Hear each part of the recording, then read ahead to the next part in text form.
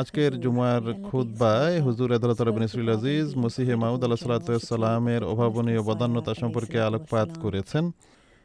হুজুর একটি ঘটনা বর্ণনা করেন যা হজরত মসিহে মাউদ আলাইহিসসালামের মহানুভবতা প্রদর্শন করে, এমনকি যারা তার বিরোধিতা করেছিল তাদের প্রতিও।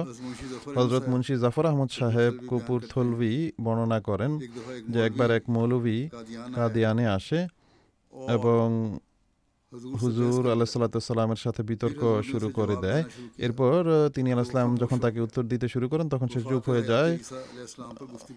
হজরত ঈসা আলাইহিসসালামের জীবন মৃত্যু সম্পর্কে আলোচনা হচ্ছিল এবং এটি প্রাথমিক যুগের ঘটনা। তিনি আলাইহিসসালাম যখন তাকে বোঝালেন এবং সে চুপ রইল, তখন তিনি আলাইহিসসালাম তাকে জিজ্ঞেস করলেন যে আপনি কি বুঝতে পেরেছেন আমি যেসব যুক্তি দিয়েছি সেগুলো কি সঠিক? সে বলল যে হ্যাঁ, আমি বুঝতে পেরেছি। কিন্তু অত্যন্ত পৈশাচিক মানসিকতার প্রকাশ ঘটিয়ে সে বলল, আমি বুঝতে পেরেছি যে আপনি হলেন দাজ্জাল, নাউজুবিল্লাহ। কেননা দাজ্জালের বৈশিষ্ট্যের মধ্যে এটিও রয়েছে যে সে বিতর্কে অন্যদের মুখ বন্ধ করে দেবে, অর্থাৎ নিরুত্তর করে দেবে। তিনি আলাইহিসসালাম এরপর আর কিছু বললেন না এবং সে চলে গেল। অমৃতসরে গিয়ে সে একটি বিজ্ঞাপন ছাপায় এবং এতে এই ঘটনাটি বর্ণনা করে যে আমি এই কথাগুলো বলেছিলাম, কিন্তু তা সত্ত্বেও যখন তিনি আলাইহিসসালাম ভেতরে যান তখন আমি একটি চিরকুট পাঠালাম যে আমি অভাবগ্রস্ত। এখন দেখুন, এখানে সে নিজের নির্লজ্জতা নিজেই প্রকাশ করছে আর তাঁর আলাইহিসসালামের সদ্ব্যবহারের কথাও নিজেই প্রকাশ করছে।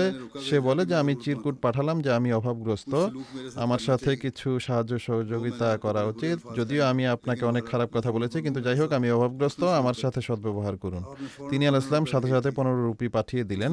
সে লিখল যে তিনি আলাইহিসসালাম তাৎক্ষণিকভাবে আমাকে 15 রুপি পাঠিয়ে দিয়েছেন। তিনি অত্যন্ত দানশীল এবং তার মুখের উপরও যদি কঠোর কথা বলা হয় তবুও তিনি দুঃখিত হন না। তিনি আলাইহিসসালাম নিজে এই শেষোক্ত বিষয়টি অর্থাৎ 15 রুপি পাঠানোর কথা কারো কাছে উল্লেখ করেননি, কিন্তু তার সেই ইশতেহার বা বিজ্ঞাপনের কারণে মানুষ জানতে পারলো যে তার কটূক্তি সত্ত্বেও তিনি আলাইহিসসালাম তাকে 15 রুপি পাঠিয়েছিলেন।